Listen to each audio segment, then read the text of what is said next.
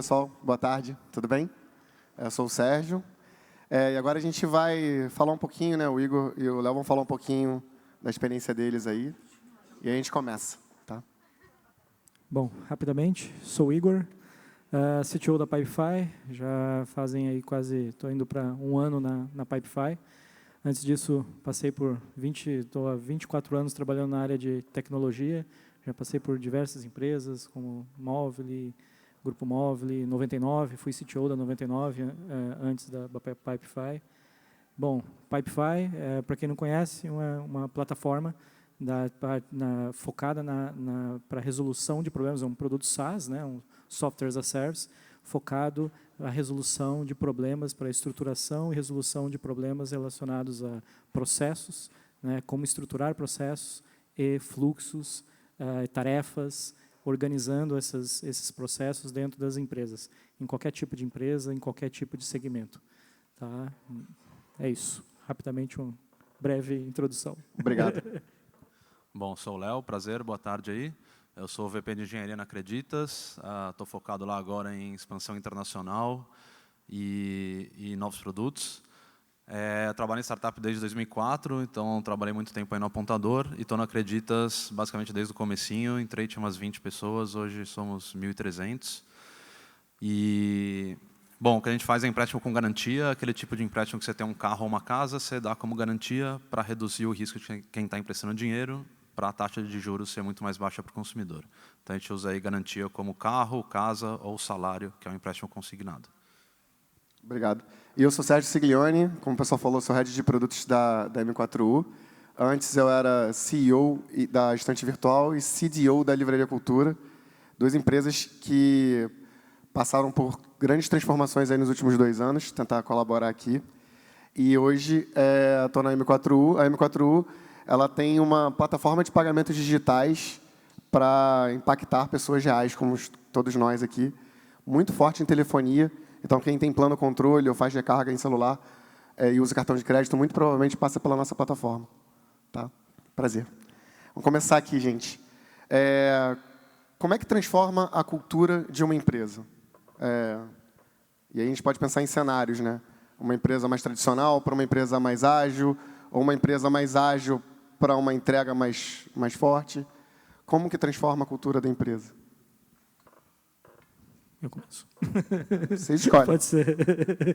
Bom, transformação, quando a gente fala em transformação de cultura, a primeira coisa que a gente tem que levar em consideração é que a gente está, qualquer empresa, a gente tem pessoas, em seres humanos, tem pessoas. Então, o processo de mudar uma cultura é um processo de você passar, a estratégia é como passar isso para as pessoas, de que forma, e, obviamente, o primeiro passo para isso é entender qual é a cultura que se precisa implementar, ou que se busca implementar. Obviamente, cada empresa, muitas vezes, estão buscando, existem alguns pontos, acho que em comum, que muitas das empresas, quando a gente fala hoje, por exemplo, de ser customer-centric, data-driven, né? São vários termos que estão muito utilizados e muitas empresas estão buscando esses mesmos aspectos para implementar.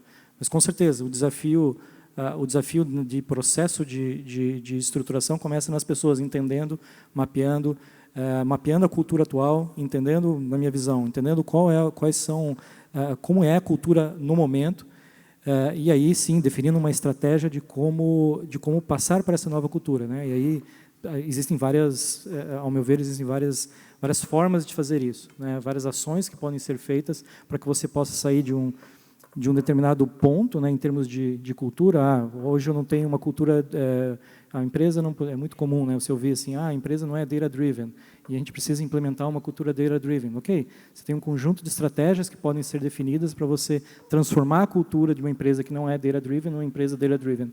Citando um aspecto da cultura, né, mas quando você fala da mudança, da implementação de uma cultura como um todo, com certeza tem são várias as estratégias, e aí as estratégias dependem exatamente, na minha visão, de quais aspectos de cultura que a gente precisa implementar, né?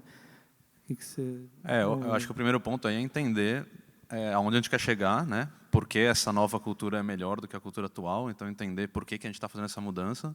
Obviamente é um negócio que tem que vir de cima, não adianta, né, uma equipe ali querer mudar a cultura, então tem que ter totalmente aí o o buy-in, não só o buy-in, mas tem que ser puxado pela liderança da empresa, né? Se a liderança da empresa não for os principais patrocinadores daquilo, as principais pessoas que vão levar aquilo para frente, não vai rolar. É o top-down do bem, né? O top-down do bem, não só do bem, mas é que se não existisse, né, como o Léo comentou, né, o buy-in, né, se não existisse buy-in, você pode ter até o inverso, você pode ter um processo que vai te dificultar e vai inviabilizar a implementação da cultura, né? Eu só ia complementar aí que, quando a gente fala de pessoas, é basicamente que pessoas estão sendo contratadas, que pessoas estão sendo promovidas, que pessoas estão sendo demitidas, quais são aquelas histórias que a empresa conta, que, olha, essa pessoa fez isso, né? Aquelas pessoas são celebradas por alguma coisa que elas fizeram, alguma atitude que elas tiveram, então isso é cultura também, né? É quem a gente celebra e que atitudes a gente fala, não, isso aqui a gente não aceita, isso aqui não é mais assim.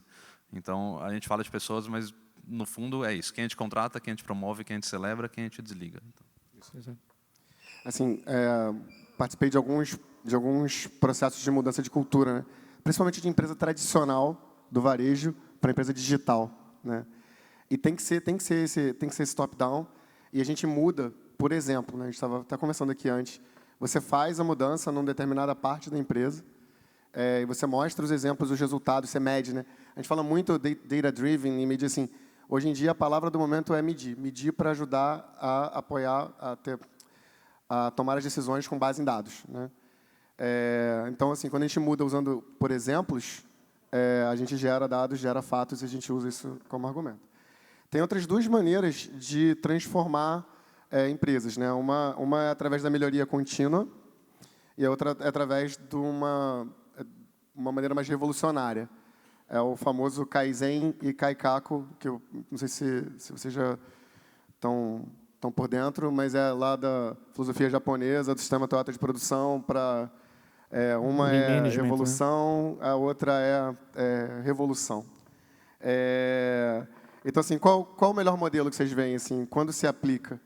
Uma evolução contínua ou um tiro, pancada e bomba? Pancada. Tiro. O que vocês veem, assim, tem algum exemplo? O que vocês podem falar? Como é que, e assim, só complementando, quando você faz o revolucionário, tem aquela curva em J, que você está aqui, você cai o nível e depois você sobe, né? Como que a gente sobrevive a essa barriguinha do J? Eu acho que o principal aí depende da velocidade com que a gente quer fazer essa mudança, né? Então, se precisa ser muito rápido, aí acho que é mais na base da revolução, precisa ser um tiro curto mesmo. O problema disso é que você vai ter provavelmente mais efeitos colaterais, você não vai ter tanto tempo para se planejar, você vai inevitavelmente perder. Eu acho que você perde mais gente nesse Deixa corpos pelo caminho, eu falo. Deixa né? corpos você pelo deixa caminho. corpos pelo caminho, é inevitável. A evolução vai ser um pouco mais suave, vai levar mais tempo e provavelmente você consegue pegar pessoas que numa revolução cairiam para fora, na evolução provavelmente você consegue manter essas pessoas e adequar elas para o novo formato. Mindset. Né? É quando você tem, como você bem colocou, né? Assim, a gente tem através do exemplo, né? Então quando você vai implementar, você pega normalmente uma área da empresa, um time ou alguns times, você começa a implementar. Quando você faz com esse processo, ele é um processo que, se você, dependendo do tamanho da empresa, ele pode demorar às vezes até anos para você conseguir implementar. E quando você precisa fazer e precisa de um resultado rápido, às vezes realmente é necessário, quando eu falei de deixar os corpos pelo caminho, que às vezes, se você faz uma mudança drástica da cultura, para você conseguir já colher os frutos de forma muito rápida, às vezes você precisa eventualmente fazer mudanças em termos de estrutura. Né? Estrutura que eu falo, gestores, líderes, etc., né, da empresa, papéis, a forma que a gente trabalha, o processo, a forma como a gente... Então, isso causa um impacto muito grande. Muitas pessoas, e aí eles veem algumas pessoas uma pessoa que eu respeito, que eu sempre trabalhei, saindo da empresa, aí fala, pô, não concordo. Então, isso acaba gerando, às vezes, o efeito J, né? Porque antes de melhorar, eu falo assim, antes de melhorar, piora. Né? Então, quando você faz uma mudança dessa, no primeiro momento, vai piorar. principalmente de maneira abrupta, né? Você tem uma piora, mas depois, obviamente, através de medição, você tem que acompanhar, porque a ideia é que esse J, que ele seja um J, né? Ou seja, uma hora você vai ultrapassar aquele ponto, né, tem um ponto de inflexão ali e você retoma daí. Acho que só lembrei mais uma coisa aqui, mas dá para pegar o exemplo do Uber, né? Então depende de quão rápido você precisa fazer essa mudança, porque depende de quão ruim as coisas estão. Então, o Uber cresceu super rápido aí, tinha casos de escândalo sexual, de que o negócio estava uma zona completa e era tipo, precisa mudar e precisa mudar agora. Então, não vai dar tempo de fazer isso aqui devagar, vai mudar CEO, vai mudar todo mundo e o negócio precisa acontecer. E a estrutura, nessa época que justamente aconteceu isso no Uber, eu estava na 99. Uma das coisas na 99 que foi uma mudança, e precisou ser uma mudança drástica, porque a gente tinha muito pouco tempo, dada a concorrência, uma concorrência muito agressiva dentro desse segmento, e foi necessário, sim, e o primeiro ponto que na época a gente chegou à conclusão que a empresa ela não era focada no cliente o suficiente, e esse era o principal problema que fazia com que a gente estivesse perdendo na competição ali, naquele momento, na competição com o Uber. A partir do momento que a gente implementou uma cultura mais focada no consumidor, no cliente, né, no caso é tanto o passageiro como o motorista, os dois lados, foi quando a empresa retomou o crescimento e virou o que virou. Assim. Foi muito rápido, simplesmente, mas foi necessário fazer muitas mudanças internas e começar do exemplo de cima para baixo. Vou dar um exemplo concreto. Você pode perguntar para qualquer um que trabalhou na 99. O primeiro exemplo que foi feito era todos os diretores, todos, sem exceção, todos os executivos da empresa, todos os gestores da empresa começaram a trabalhar como motorista 99. Não só motorista da 99, by the way, eu ainda sou registrado no 99, Uber e Cabify. Até hoje eu tenho meu registro. Vamos para o aeroporto junto depois daqui. Aproveita já. E a gente fazia, então a primeira mudança foi essa, a gente precisa entender qual que é a dificuldade que passa o motorista, o passageiro no dia a dia, principalmente no Brasil, com relação à segurança, né? E a melhor forma de fazer isso foi implementar e realmente todos os executivos da empresa começaram realmente a fazer corridas. A gente tinha meta, tem que medir, como você bem colocou. A gente tinha meta, a gente tinha uma quantidade de horas que a gente precisa fazer de corrida e a partir do momento depois a gente trazia, consolidava isso. A gente começou isso com os executivos. E depois que a gente fez isso com os executivos, foi uma lição incrível e a gente abriu isso para a empresa inteira. E aí todos, inclusive todos, não importa se era do estagiário ao todo mundo, tinha... Aí as pessoas vão perguntar, mas se o cara não tem carteira de motorista? Tudo bem, a gente tinha situações, pessoas que não dirigiam, não tinham carteira de motorista, como que ele poderia? Fazia, por exemplo, a gente tinha um esquema que queria junto com motoristas, com outros motoristas, acompanhando, vestido com a roupa camiseta da 99, um crachá identificado, etc. E fazia esse acompanhamento com viagens reais, né, com, obviamente, motoristas e passageiros reais, justamente e com base nisso que foi feita toda a mudança que gerou a transformação dentro da empresa. Muito legal, acompanhei como usuário. Eu desinstalei o 99 uma época, fiquei chateado, e depois eles me conquistaram de novo, entendeu? Aí depois foi para a China e mudou um pouquinho, mas... faz parte do processo de mudança de cultura, você sentir a dor do seu cliente, né? E as empresas mais espertas nesse sentido fazem isso. Então, assim, eu trabalhei lá em 2008, até antes do ágil bombar, as coisas todas, a gente fazia o sistema jurídico de uma grande operadora de telefonia. E aí tinha uma galera de atendimento que ficava 400 pessoas só cadastrando andamento de processo no sistema, que não dava para fazer crawler ainda, né, naquela época direito, como a gente faz hoje. E toda vez que entrava uma pessoa nova, a gente levava para lá e a pessoa tinha que vir e acompanhar a dor. Passava um dia inteiro lá, vendo. Na estante virtual tem isso também, né? A estante virtual é um marketplace de compra e venda de livros usados, né? Usados, seminovos, novos. Então, toda vez que entra um desenvolvedor, qualquer pessoa, fica na área de atendimento, que é o pessoal que media os problemas dos vendedores com os compradores, para sentir as dores, né? Um exemplo, na Pipefy, todo desenvolvedor, hoje tem uma equipe por volta de 60 desenvolvedores, 60 e poucos desenvolvedores, todo desenvolvedor ele tem uma meta de passar 4 horas no atendimento por mês. 4 horas, a gente mede e acompanha isso. E a partir do momento que a gente implementou isso, a diferença de visão, de entender... Empatia, né? Empatia, entender a dor, entender o problema, nossa, mudou drasticamente. E assim muda a cultura. E aí, assim, falando dessas áreas, né, desenvolvedor, atendimento, essas coisas todas, como é que a gente trabalha a cultura de engenharia dentro da cultura da empresa com as diferenciações que tem para um time de engenharia, como, por exemplo, remoto, trabalho remoto, até um salário maior em termos de mercado, ou alguma coisa do gênero, e você evita ou trabalha para que não haja conflito cultural com outras áreas?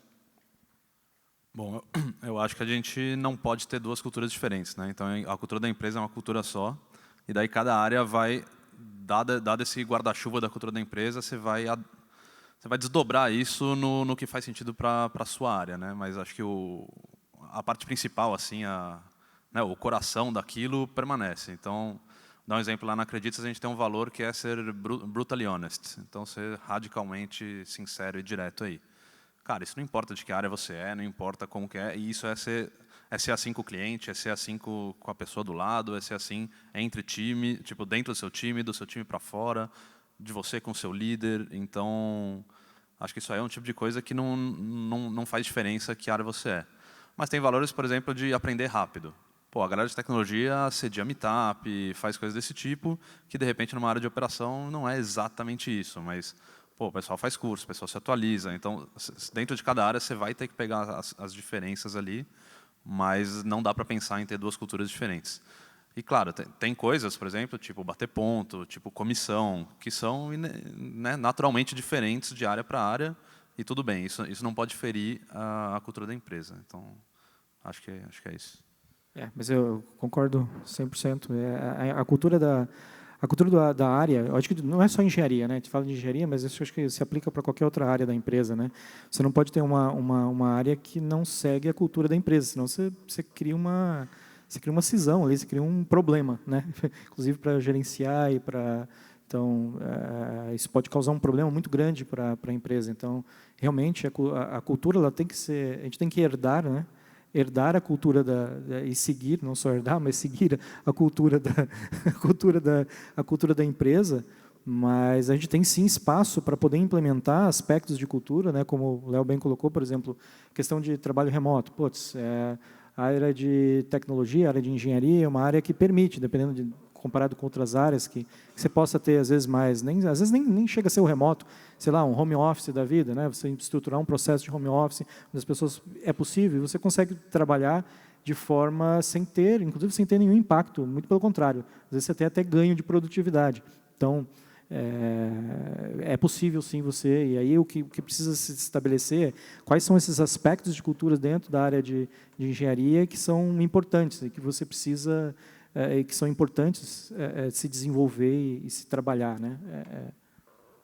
E acho que tem um ponto importante aí que você acaba também levando boas práticas de uma área para outra, né? Então a gente, sei lá, acho que muito já se falou de cases aí de levar agilidade para fora de tecnologia para outras áreas, mas eu fico muito feliz quando eu vejo daily meetings de áreas fora de tecnologia. E a gente também quando a gente estava criando o papel de liderança em tecnologia, as áreas de operação já tinham um papel de líder, que a gente chama de team leader. Você falou, pô, o que a gente pode aprender disso aí? Então, a gente pegou algumas coisas dali. O nome que a gente dá para o cargo até hoje é team leader, para que todas as áreas tenham esse mesmo nome para todo mundo que é gestor de primeiro nível de gestão de pessoas. Então, é legal essa polinização aí também. Muito legal. Eu trabalhei em duas empresas que tinham um DNA fantástico, uma cultura espetacular, que foi a Estante Virtual e a M4U, né? E aí tem um time que a gente fica falando aqui só de engenharia, né? Mas tem um time que é guardião dessa cultura, que é o time de talento e cultura, o antigo RH, que agora é o time que, além de trazer talentos, tem que reter talentos e fazer com que o ambiente seja um ambiente espetacular para trabalhar. Parabéns e obrigado. Deve ter aqui o pessoal de talento e cultura da M4U. Sem vocês, ia ser muito difícil a gente levar a cultura e ir para frente. Obrigado. Tá? Bom, como é que a gente lida com o crescimento acelerado que tem acontecido no mercado em relação à cultura dos times? Você quadruplicou em 6 meses, você foi para 1.000 e poucos, nem sei a O a X, escala, né? Quantos X? quanto X foi. Nem eu, na verdade. Como é que vocês lidam aí com esse crescimento muito rápido? Bom, o desafio, eu vejo assim, o crescimento rápido, quando você tem um processo de crescimento rápido, independente se você está trabalhando, a questão do trabalho remoto, como a gente citou antes, ele é um plus, né? Ele aumenta a dificuldade, mas mesmo considerando que você está trabalhando todo mundo no mesmo escritório, todo mundo junto, na mesma localidade, no mesmo escritório, um crescimento acelerado cria naturalmente um desafio. Imagine, vocês estão trazendo, a gente está trazendo vários novos profissionais vindo de empresas diferentes, com culturas diferentes, com forma de trabalhar diferente. Então, acho que o primeiro ponto para lidar com isso é dentro de uma área, dentro da área mesmo de recrutamento, a gente poder investir num processo de seleção mais eficiente. Se a gente não investe já na entrada, minha visão é de que você cria um problema muito grande depois para conseguir gerenciar toda a estrutura. Imagina, você coloca mais, em 2, 3 meses, você coloca mais 200 profissionais, 200 engenheiros, que seja, dentro da equipe. Se você não faz esse trabalho durante o processo de recrutamento, o processo de seleção, de identificar o máximo possível, tentar mitigar, né, o máximo possível aspectos de cultura... Soft skills, né? Soft skills, que são os famosos soft skills. Isso tem que ser mitigado dentro do processo.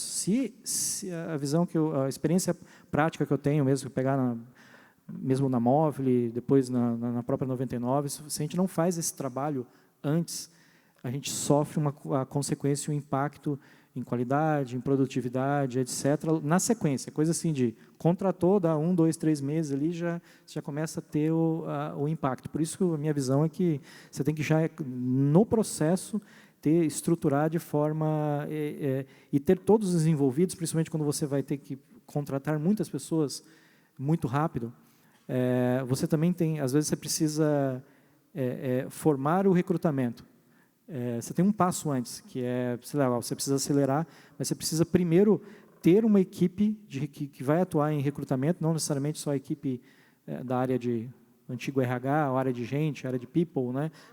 Não só essas pessoas que estão ali, mas as pessoas também que estão no time de engenharia, eles precisam estar preparados, a barra precisa a gente precisa nivelar a barra, precisa garantir que, por exemplo, que todos vão ter o mesmo nível dentro do processo, para justamente averiguar, né, principalmente aí os soft skills, que são os que mais, obviamente, vão impactar.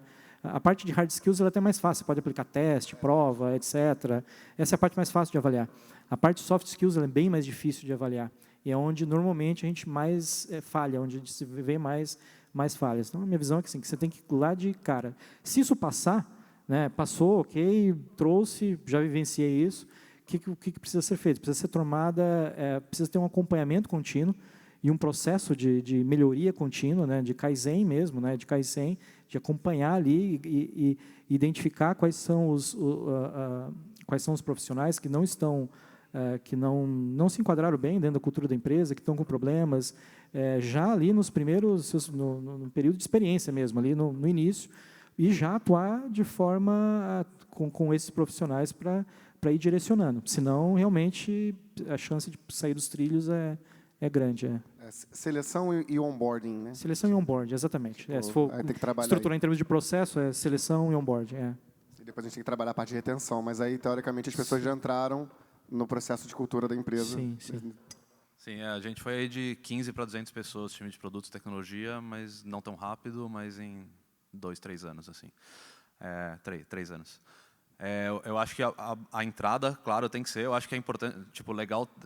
A gente costuma ter metas, né? Precisa trazer, mas nunca aceitar, nunca baixar a barra só para cumprir uma meta, porque daí você não está resolvendo nada, né? Você só está adiando um problema que você vai ter lá na frente. Você está criando um problema que você vai ter daqui a pouco. Eu gosto muito do processo seletivo que várias pessoas participem, então não é só o RH e a pessoa que está contratando, mas que a equipe também participe do processo, tenha voz nesse processo seletivo. Eu acho que é super importante que a empresa, né, tipo, tenha uma cultura de feedback muito forte, não só do líder para a pessoa, mas um feedback constante entre as pessoas da equipe, que as pessoas sintam tanto empoderadas quanto que é a obrigação delas falar, isso aqui não é assim, isso aqui acho que você pisou na bola e tudo bem, e a gente vai errar o tempo todo. É importante que a gente possa uns para os outros falar, isso aqui não foi legal, isso aqui não foi legal, e todo mundo tá se ajudando a melhorar. E a gente já viu pessoas que foram meio expelidas pela cultura, assim. Ela entrou e ficou claro que não ia rolar ali, ficou claro para a gente, ficou claro para ela. Ela mesma falou, pô, acho que estou no lugar errado e não vai rolar. Assim, não foi nem um negócio de a gente precisar desligar a pessoa. Então, isso para mim é super forte, porque se você só confia na opinião do líder perante a pessoa, você tem muito mais chance de errar. Geralmente os líderes estão ocupados, estão correndo, estão fazendo 1 milhão de coisas, mas se você tem a equipe para ajudar nesse processo também, eu acho fundamental. É um mantra que eu falo, times independentes e autogerenciáveis, é para aí que a gente tem que remar, né? Mas tem um desafio para você chegar nisso, né? E quando você fala, às vezes dentro de um processo, dentro da empresa, a gente tem às vezes desafios de, às vezes um processo formal, às vezes de avaliação, às vezes é uma vez por ano. Aí você fala assim, putz, como que... E não dá para esperar 1 ano. Não dá, porque agora que passar 1 ano, às vezes o problema já está num estágio que você não, que é muito mais complicado de resolver. Então, o processo, né, a gente implementar processos de acompanhamento, de melhoria contínua e acompanhamento ali, através de one-on-ones, através de líderes, através de um bom equilíbrio entre, que eu falo de spans and layers, né, que é em termos de estrutura, a quantidade de pessoas que reportam, a gente sabe dentro de um time de engenharia, não adianta você botar 20 desenvolvedores com um tech leader, cara, esse líder ele não vai rolar, assim, não precisa ser nenhum. Então, assim, ele não vai conseguir fazer o trabalho dele de liderança. Por quê? Porque tem muita gente ali reportando, né? Então, tudo isso influencia nesse processo, até no processo de você implementar a cultura, de você conseguir fazer com que a cultura chegue até a todo mundo. Então, às vezes, uma definição errada de estrutural, de quantas pessoas estão reportando para quantos líderes e assim por diante, gestores, já pode criar um impacto gigantesco, né? Porque daí você não consegue implementar um bom acompanhamento, não fazendo acompanhamento, você não consegue saber, não ter visibilidade do que está acontecendo, e aí você só vai perceber, às vezes, lá na frente, aí já passou-se um bom tempo, já teve todo o impacto. A gente... pode falar. Desculpa. Tem um ponto importante também, que acho que é ter claro o que é a cultura, o que é inegociável, o que são os valores fundamentais da empresa e o que precisa ser modificado a todo tempo. Então, quando a gente está crescendo muito rápido, eu falo isso para a galera o tempo todo, a gente não é mais a mesma empresa que a gente era 6 meses atrás. E coisas que eram solução de um problema 6 meses atrás, hoje viraram um problema. E, de repente, eu criei aquela solução, eu tenho até um apego inconsciente naquilo, eu falo, não, mas eu resolvi esse negócio. Então, a gente tem que ter a cabeça aberta também, porque muita gente nova entrando, eles estão oxigenando a empresa, né? Eles estão oxigenando ideias tal, e é importante que as pessoas antigas tragam, né, ajudem a manter o que é cultura, mas tenham a cabeça aberta também para ver o que é a ideia nova que tem que ser renovada. Entender que está sempre em constante Exato, a cultura não é estática, né? Ela está sempre mudando. Então, ela está evoluindo, mas ela não pode perder aquele valor fundamental ali. A gente está falando aqui, né? A gente quer desenvolver software de maneira ágil, né? Aprendendo feedback. Então, assim, se usa Scrum, um sprint cada 15 dias, mas algumas empresas ainda entendem que a avaliação e o feedback do funcionário é anual. Então, vou esperar 1 ano para aprender com isso. Então, hoje em dia, essa parte tem sido muito mais ágil também. Tem toda uma linha aí de RH e cultura ágil dentro da empresa nessa parte. Desculpa, Vai lá, último, pode, porém, desculpa. eu converso com todas as pessoas de tecnologia que entram na empresa e conto ali casos, conto histórias, conto coisas da cultura e tenho recebido um feedback super positivo, assim, porque para mim parecia meio óbvio tudo aquilo, mas agora com pessoas novas entrando, elas acham legal saber esse tipo de coisa. E a gente tem também um feedback 360, quando a pessoa entra, 3 meses ela tem um feedback 360 com todo o time dela e tal. Eu até peço para que as pessoas não esperem dar 3 meses. Então tem times que a pessoa entra e toda semana ela pede 15 minutos de feedback, se juntam ali, fazem, mas com 3 meses tem estruturado e tem um processo de feedback canvas para quem conhece. Sim, é fantástico. A gente tem várias empresas de trabalho, vocês podem até procurar depois no Google da vida, tem lá o chamado Skip Level, processo Skip Level, muito comum, extremamente eficaz, tem muitas empresas de tecnologia que adotam, que é bem isso, você como um VP ou mesmo, né, um CTO, um diretor, etc., você vai lá e vai conversar diretamente com a pessoa, vai dar feedback, às vezes algumas pessoas falam, mas eu estou dando bypass em cima de gestores ali no meio. Não é para ajudar. é um processo para ajudar. Então, Você comunica de um jeito diferente, Exatamente. você comunica com uma abordagem diferente, eventualmente você percebe problemas de comunicação. São estratégias, inclusive a gente tem um nome, né, o nome teórico para isso é estratégias de skip level, porque realmente você está dando um skip, né? Você está embaixo da sua estrutura, você tem gestores, etc. Você está indo direto lá no estagiário conversar com ele e pô, isso é importantíssimo. E isso é base, inclusive, até do próprio processo de Lean, né? Você citou a questão do modelo Toyota de produção que deu origem ao tudo que a gente tem hoje em termos de Lean Management. Um dos princípios básicos é o Genginbutsu, né, que é vai e veja com seus próprios olhos, que é justamente você ir e não importa a sua posição, você tem que ser capaz de ir lá e entender o que aquele profissional ali, que é júnior, que está no começo da carreira, entender o que ele está fazendo, por que ele está fazendo daquela forma e conseguir influenciar de alguma forma, entender e auxiliar. Então, acaba sendo um skip level, né, se você for pensar friamente, mas esse processo, inclusive, empresas que adotam, né, metodologias Lean tendem a... Esse é um dos desafios que tem, é justamente implementar esse fluxo, né, esse processo. Né. Muito bom. E aí, pessoal, assim, agora a gente... Bom, eu tenho mais algumas perguntas aqui, mas a gente quer que vocês participem também. Então, a gente vai abrir agora para perguntas da plateia. Tem gente aqui já. Aí em cima eu não consigo ver, tá, gente? Muita luz, mas tem que fazer assim. Tem que fazer assim para conseguir enxergar o pessoal em cima. Boa tarde. Eu vi que em alguns momentos vocês soltaram quais são as práticas, o que vocês fazem, né? Mas eu queria pedir um pouco mais explícito, de uma forma mais geral, o que vocês praticam, quais são as práticas da cultura, o que vocês, dentro da empresa de vocês, de cada um de vocês, e o que vocês acham, em qual aspecto, o que vocês visam garantir com essas práticas, né? Garantir uma maior retenção ou um gerenciamento melhor? Claro. Tá, vamos dar alguns exemplos, né? Eu dei um exemplo, né? Eu acho que eu dei um exemplo com relação a 99, quando a gente realmente, a equipe toda participava e fazia corridas, né? Tanto na posição como passageiros, né? E também como motoristas. Então, isso é uma forma de você implementar uma cultura de customer-centric. Qual era o objetivo que a gente tinha naquele momento? A gente precisava que a empresa se tornasse mais customer-centric. Por quê? Porque a gente precisava entender melhor o nosso consumidor para poder mudar radicalmente, de forma rápida, né, todo o direcionamento de produto e o direcionamento da empresa. Então, para você fazer isso, a gente teve que aplicar isso na empresa como um todo. Então, a forma de implementar foi o quê? Realmente, a gente tirando as barreiras que às vezes que existiam de, não, eu não tenho contato direto, porque eu tenho uma área de atendimento, e a área de atendimento que atende. Não tem isso. Né? Os engenheiros todos lá, por exemplo, todos também participavam, tinha metas, por exemplo, para acompanhar o atendimento, e era fantástico. Isso aqui é uma mudança de cultura, é reduzir um lead time, transformando isso em métrica, é reduzir um lead time de um bug, por exemplo, de um bug crítico na plataforma, que uma das vezes demoraria pelo fluxo normal. Começa a reclamar. Então, imagine, algum desenvolvedor foi lá, moveu algo para produção, colocou em produção um bug crítico. Como que é o efeito?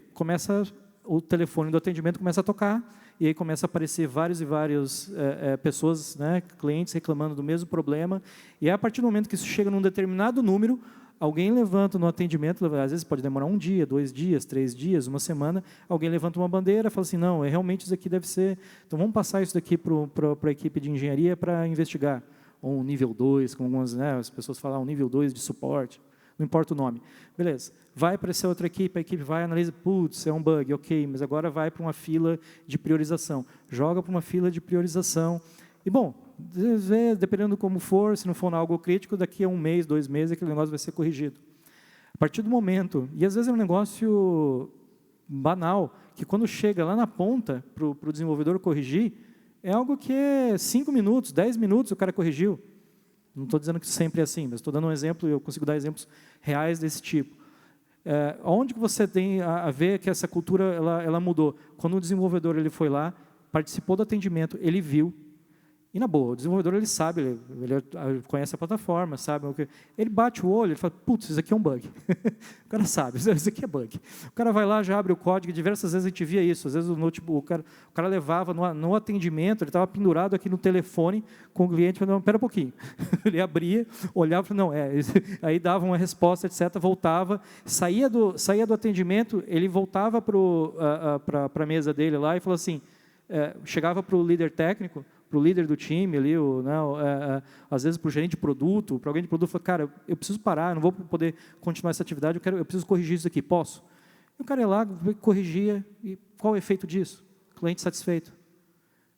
Redução de reclamações. Então, estou te dando um exemplo real de aplicação disso. Eu acho que conseguiria dar vários outros exemplos, não só relacionados a data-driven, a outros aspectos de cultura, a questão de, às vezes, assumir riscos. É difícil, às vezes você trabalha num business onde você precisa que a sua equipe assuma riscos. Como que você desenvolve isso? Como que você desenvolve uma cultura de assumir riscos? Então, tem também formas e estratégias de se fazer isso, né? Sei lá, exemplos. Eu tenho alguma contribuição também, não sei se você quer falar primeiro, eu posso. Cara, assim, sendo bem prático, né? Primeiro, não pode aceitar nada que não seja correto. Então, assim, primeira coisa, diversidade, de gênero, de classe social, de qualquer coisa, não pode ter piadinha. Cara, assim, nenhuma liderança tem que encorajar, você vai ter que parar na hora. Você já começa a ter pessoas com um mindset diferente. E a pessoa que está lá fazendo esse tipo de coisa, cara, pode ser a melhor pessoa do mundo, mas profissional, né? Não serve. Tem que estar fora ou se adaptar. É um processo de aprendizado, tá? Esse lance. A liderança tem que ser uma liderança servidora, uma liderança que está ali junto, que está fazendo exemplo, junto, né? Tem que ser um exemplo. que está dando exemplo, está fazendo as coisas e tal. Você não pode ter uma liderança falando um negócio e cobrando o outro. Você tem que ter feedback constante. E tem que ter o one-on-one. Esse one-on-one é reunião. Então, assim, eu tenho 6 Product Managers e uma DM Lead e um Product Operations que cuidam de 50 pessoas. Eu faço one-on-one semanal com eles, e eles fazem um one-on-one semanal com as pessoas, e a cada 15 dias a gente tenta fazer, óbvio que às vezes não dá, todo mundo. E aí você vai... Isso é só na minha vertical. Na horizontal tem todo um trabalho do time de talento e cultura para trabalhar formação, conhecimento. Então tem curso, tem palestra, tem meetup, tem as coisas todas no processo de seleção e de onboarding. A gente explica a cultura e traz as coisas todas. Então é uma matriz na vertical nessa linha, top-down mesmo, tipo tem que vir de cima, e na horizontal com um time de talento e cultura ajudando nessa linha aí a solução matadora. Assim que funcionou nas 2 empresas fantásticas que eu já trabalhei, as 2 últimas. Eu vou dar um exemplo aí. Tipo, nosso time de tecnologia tinha que entender mais do negócio. Nosso negócio é complexo e a gente não tem problema de escalabilidade, por exemplo. O nosso grande desafio é entender bem o negócio para conseguir traduzir isso em tecnologia. E daí a gente fazia uma reunião de alinhamento semanal. Cada pessoa ia uma pessoa de um time e ela tinha que contar o que aquele time estava fazendo e ela não podia usar termos técnicos. Então, era uma reunião que eles tinham que ir lá e contar como estava o produto evoluindo. E daí o cara fala, eu estou fazendo uma API, um método... Não, para. Para que serve isso? Por que você está fazendo isso? Onde você vai chegar? Um outro exemplo, nessa mesma linha, as próprias pessoas desenvolvedoras que começaram a escrever histórias no Gira. Então, o produto definia para onde ir e as pessoas tinham que escrever. E o primeiro item do templatezinho lá era por que estou fazendo essa story. Então, a gente começou a criar muito mais esse senso de entender mais sobre o negócio. E reforça aí o one-on-ones, feedback. O one-on-one a gente tem semanalmente, todas as áreas da empresa fazem também. E a questão de não tolerar coisas que ferem o valor de diversidade. Por exemplo, a gente já teve demissões de líderes e grupos de pessoas que estavam ferindo esse valor. E nessa linha, senso de dono, senso de urgência. A liderança servidora, ela tem que propagar isso. E aí o cara vai resolver um problema. Sim. Ele vai codar ali do lado do cara de atendimento, já vai abrir um PR, cara. Ali, e aí, cara, tá aqui, o dia que isso acontecer na sua empresa, cara, você está indo tá na direção certa. É isso aí. Próxima pergunta, por favor. Lá em cima. Boa tarde. Vocês não estão me vendo, mas eu estou vendo vocês. Seguinte, queria que vocês compartilhassem aí, a gente está com um desafio agora, dentro desse contexto atual de uma empresa que eu estou trabalhando, a gente está criando o time agora, a gente está com 20 pessoas lá. Eu queria entender como que vocês aí organizam as equipes de vocês, quantas pessoas tem em cada time, no total, né? No total das 1.400, por exemplo, na Acreditas, quantos são da engenharia, quantos são de negócio, quantos são de design, como vocês se organizam e como vocês fazem para evitar microculturas em silos, né? Porque uma vez que essas equipes são separadas, como que eu evito que eles criem culturas dentro de cada um desses squads? E quais são os principais sítios que vocês têm feito justamente para poder fortalecer e evoluir a cultura de vocês? Léo? Bom, dos 1.300 aí, tem 200 em produto e tecnologia, mas aí engloba tudo, pessoas desenvolvedoras, UX, produto, team leaders e tal. A gente estava conversando um pouco aí sobre o modelo de squads, a gente achou que esse assunto ia surgir. Então, a gente estava até pensando que, se sua equipe tiver umas 10 pessoas, provavelmente não é o melhor modelo, porque você não tem gente suficiente para começar a olhar para isso. Com 20, já imagino aí que você possa ter 2, 3, no máximo 4 times aí. O que a gente olha, um templatezinho básico para a gente, geralmente um time deveria ter uma pessoa de UX, uma pessoa de produto, uns 3 a 5, 6 devs e um líder de equipe ali. Mas esse é um modelo padrão, né? E, obviamente, você pode ter exceções, esses times começaram lá atrás com 2 devs cada um. À medida que você começa a espalhar a tecnologia por áreas da empresa, o ponto negativo é esse, como que eu mantenho a coesão. Mas eu acho que as pessoas de tecnologia acabam se juntando, né? Se juntam para meetup, se juntam no Slack, para grupos, para guildas, para falar sobre tecnologias novas, tal.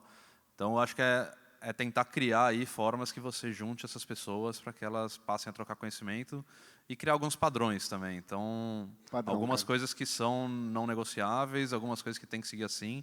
Uma coisa que a gente aprendeu muito agora recentemente com o crescimento da equipe, documentação escrita. Eu vou ser sincero, eu odiava documentação escrita, era tipo, vamos lá, a gente bate um papo e boas. Agora você não consegue mais botar 200 pessoas no mesmo lugar, no mesmo horário, nunca. Então, documentação escrita é fundamental. Mas assim. às vezes nem escrita. A gente tinha essa dificuldade tinha um pessoal que atuava mais focado em arquitetura, né? E uma das formas que a gente contornou, né, a gente começou a gravar vídeos. O pessoal que mais conhecia explicando sobre a arquitetura da plataforma, sobre questões específicas sobre arquitetura, vídeo. E aí colocava 1, 2 diagramas ali, só para dar uma sustentação visual, né, mínima, mas não documentos, mas vídeo. E foi muito fácil de implementar. Né, e não precisa ter uma mega produção, né, não precisa ter mega produção, é a câmera do Note mesmo, vira lá num zoom da vida, uma ferramenta. Com barulho do lado, vambora, não importa, vai embora. Entregar valor. Exatamente. E a documentação escrita é difícil de você conseguir escrever de um jeito conciso, claro, e fazer isso bem. Parece que é fácil. Eu vou escrever aqui 2 páginas de alguma coisa. Não é trivial. Uma estratégia, só para fechar assim, uma coisa muito simples de implementar e que funciona, se você... essa questão para você não ter esses silos e começar a criar silos, se você que está criando silos, se existem silos, é porque existe problema de comunicação. Então, a primeira coisa que você precisa trabalhar é a comunicação, ou seja, e essa comunicação tem uma parte a boa parte disso é a responsabilidade da liderança, da gestão, da área, que precisa garantir que essa comunicação ela flua.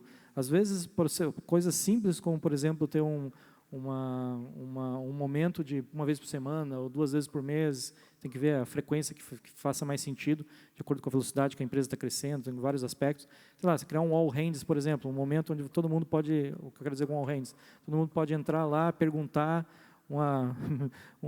todo o time, você coloca todo o time reunido ali, cada um pode trazer seus pontos, você pode incentivar as pessoas, né, os seus times a trazer questões, a compartilhar conhecimento. Então, olha, o que você desenvolveu? O que você desenvolveu de novo? Novos mecanismos, sei lá. E você estimula a equipe a trocar esse conhecimento. Tech Talks, Coding Dojos, Meetups, Coding Dojos. E, putz, consigo dar 1 milhão de exemplos aqui nesse sentido. Assim, lá a sua pergunta, 20 pessoas, cara, time de Scrum, no primeiro momento. Tá? Vai criar lá alguns times com o ideal até 4, 5 devs, na minha opinião. 4 é um número excelente, que sai uma pessoa de férias, fica um time de 3. Fazer backlog para um time maior do que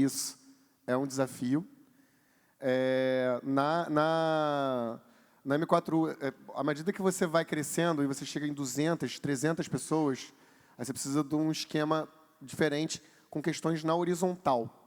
Então, assim, a M4U tem 44 squads, são 160 desenvolvedores com 50, quase 60 pessoas de produto, divididos nesses squads com, sei lá, uns 5 capítulos. Tem capítulo de Delivery Management, de UX, de engenharia de dados, de engenharia de sistemas e por aí vai. Mas tem que estar numa estrutura grande dessa. Porque senão fica muito caro, né? Implementar essa estrutura, o modelo Spotify clássico, modelo de squad, numa estrutura com, por exemplo, menos de 20 desenvolvedores, ela é inviável, porque se você for estruturar os chapters ali, né, os capítulos, você tem que, se você seguir by the book, você tem que contratar você tem que ter um chapter leader para cada uma dessas frentes.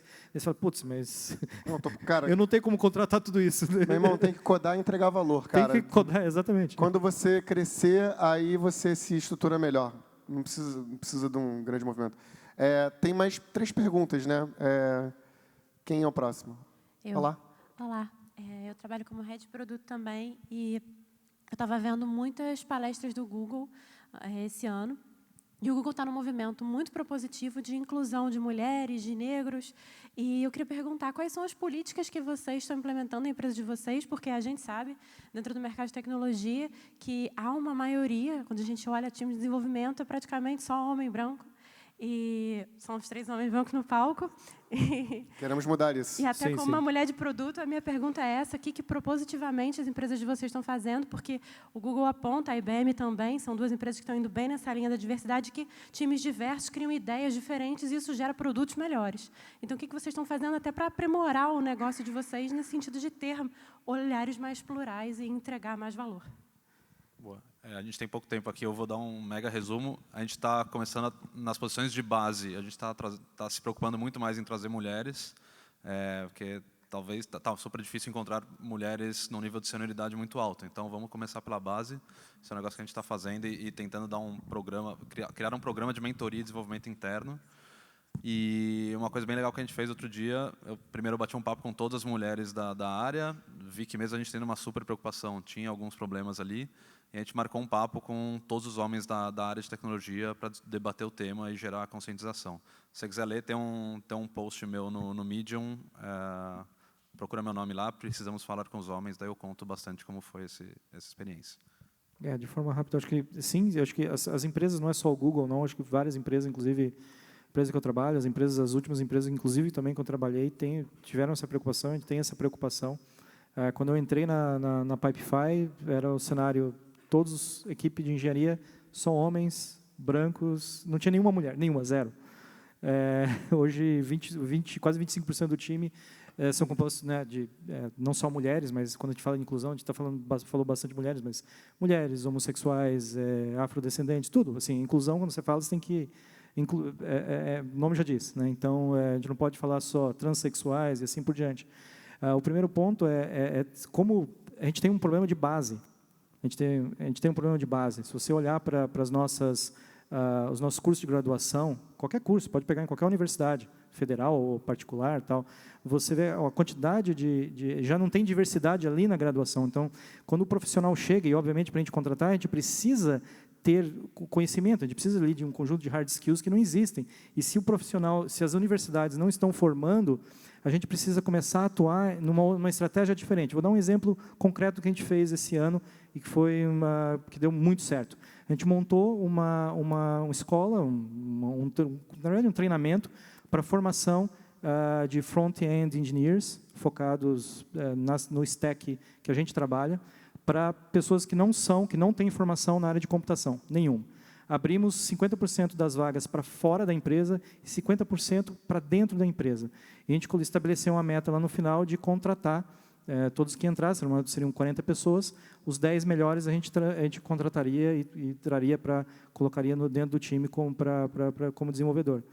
Então, a gente estruturou a ementa, estruturou o treinamento, fizemos foram 400 e poucas horas de treinamento para justamente fazer o quê? Formar pessoas que realmente dar a possibilidade de pessoas que não tiveram a oportunidade de fazer um curso de computação, né, na área de computação, a graduação, terem uma porta de entrada dentro da área de engenharia, da área de tecnologia. Foi incrível, assim, foi um super sucesso, as pessoas realmente gostaram muito e isso faz diferença, né? Isso tem um impacto e faz muita diferença. É um exemplo concreto. A gente, na verdade, precisa investir mais nesse tipo de projeto. A palavra de ordem aqui é formação. Né? Formar pessoas. Assim, na estante virtual, a gente estava com muita pressa, a gente fez um processo seletivo que a gente dobrou o time e a gente contratou uma mulher só. E a gente falou assim, caramba, mas por que a gente não contratou? A gente fez um exercício de avaliar. A gente falou, cara, não tinha. Não acha? Não tinha, então vamos fazer um programa de estágio. A gente contratou 4 estagiárias e num time foi 10% do time de estagiários para formar. A Livraria Cultura, que comprou a estante virtual no final de 2017, ela faz processo seletivo para morador de rua, para transexual, só para mulher, seja para o escritório central, seja para as lojas. E a ideia é trazer essa diversificação. Mas ou você tem que fazer um negócio específico, ou tem que trabalhar a formação. Trabalhar a formação é mais duradouro nesse sentido. Tá? Um pequeno parêntese. Qual é a sua formação de faculdade? Design. E aí, então, produto tem um negócio muito legal, porque antigamente, quem era o cara que fazia o produto? Era o analista de negócios, o analista de requisitos. Sim. Esse cara era um cara de TI. Quando veio o Ágil e os Squads e time de produto, o pessoal de design, de publicidade, de ADM, marketing, esse pessoal entrou no mercado de TI e, cara, na boa, um cara de marketing consegue desenhar muito melhor como um troço vai ser vendido do que um cara de TI. E aí deu uma oxigenada bem forte, principalmente de mulheres, são cursos que têm mais mulheres e até arrisco dizer homossexuais e tal. E aí veio e deu uma, sabe? Mas a gente tem que resolver o problema. O problema é um pouco mais complexo. As empresas, acho que elas, com iniciativas como essa de montando treinamentos, elas conseguem atuar. Mas enquanto a gente não resolver o problema na base, né? E quando eu falo base, até ensino fundamental, ensino médio. Por que, por exemplo, mulheres não procuram cursos na área de tecnologia? Né? É isso que a gente precisa para resolver o problema em larga escala. Tem que mudar, isso, a cultura tem que mudar e para a gente mudar isso em larga escala tem que mudar lá na base, né? Mas óbvio que as empresas elas conseguem atuar e através de projetos como esse que a gente citou para justamente tentar reverter isso. Mas é um trabalho um trabalho bem difícil, bem demorado, né? Na verdade, para se fazer. Beleza. Obrigado pela sua pergunta. Obrigado. Excelente. Inclusive eu vim de rosa hoje, sério, pelo Outubro Rosa, estava falando para eles, foi de propósito. Conscientização do câncer de mama. Mulheres, repliquem, falem, família. É muito importante tomar cuidado. Mês que vem, se eu palestrar, eu vou vir de azul. Tá? A gente vai falar também do câncer de próstata.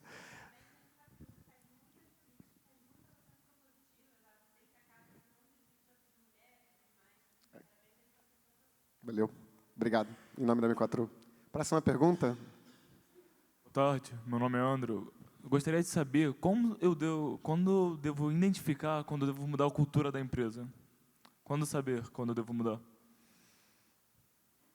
Você mudar a cultura da empresa ou a empresa tem que mudar? Quando que a empresa descobre que está na hora dela mudar a cultura, que ela está fazendo não está de acordo com o que ela quer para frente? Exatamente. Essa é a pergunta. É exatamente nesse momento. A partir do momento que você começa a fazer a pergunta, é porque provavelmente você já está vendo algum impacto na empresa. Às vezes, no próprio resultado, por exemplo. Uma das primeiras coisas é o próprio resultado. Você começa a ver que o resultado esperado ele não está sendo alcançado. E aí é natural que você parta para um processo de reflexão e fala assim, legal, será que existe algum aspecto aqui? Eu tenho os skills, se a resposta é eu tenho os skills, tenho bons profissionais com os skills certos, etc. Por que eu não estou atingindo esse resultado? E às vezes, realmente, pode ser por uma questão cultural, porque não? Essa é uma forma, tá? Uma forma de identificar. Eu iria quando você tem um problema, né? Seja ou uma oportunidade que você não está conseguindo alcançar, ou um problema que você está perdendo mercado, ou você está perdendo pessoas, ou você não está conseguindo trazer pessoas. Então, geralmente, alguma coisa aí no seu negócio não está funcionando e você fala, para o meu business funcionar melhor, eu preciso mudar a cultura para conseguir atingir alguma perdendo coisa. profissionais, sei lá, você está, por exemplo, com attrition alto, um turnover alto dentro da empresa. Poxa, por que eu tenho um turnover? O que está acontecendo? Às vezes, muitas das vezes, é uma questão cultural. né? Às vezes é uma questão realmente cultural que às vezes precisa ser ajustada para que você não perca os bons profissionais. São duas culturas, né? A cultura da empresa para com os profissionais, que é o que a gente está falando, aí tem essas métricas, e a outra é quando a empresa pivota ou ela se transforma porque ela vê que ela vai ficar para trás. Geralmente, elas só fazem isso quando elas já estão para trás mesmo. E aí é muito mais difícil fazer isso com pouco dinheiro e tal, e você acaba pagando pelos erros do passado. A Livraria Cultura é um exemplo. Ela está em recuperação judicial, acabou de ser aprovado, mas sangrou para caramba aí no ano passado. A M4U está se transformando nesse sentido de estrutura de produto, as coisas todas, mega positiva numa antecipação de problema que poderia acontecer daqui a 5 anos. Esse é o melhor momento para você trabalhar a mudança de mindset, mas eu estou falando no segundo cenário, que é o de business, tá? O de cultura, de marca empregadora. Você mede aí Love Mondays e por aí vai, com turnover, as coisas todas. Pessoal, o nosso tempo acabou. A última pergunta, a gente pode falar lá fora, tá? E aí eu respondo. Porque agora vai ter um break, eu não sei. Tá? Pessoal, muito obrigado, viu? Foi um prazer. Pessoal. Obrigado aí.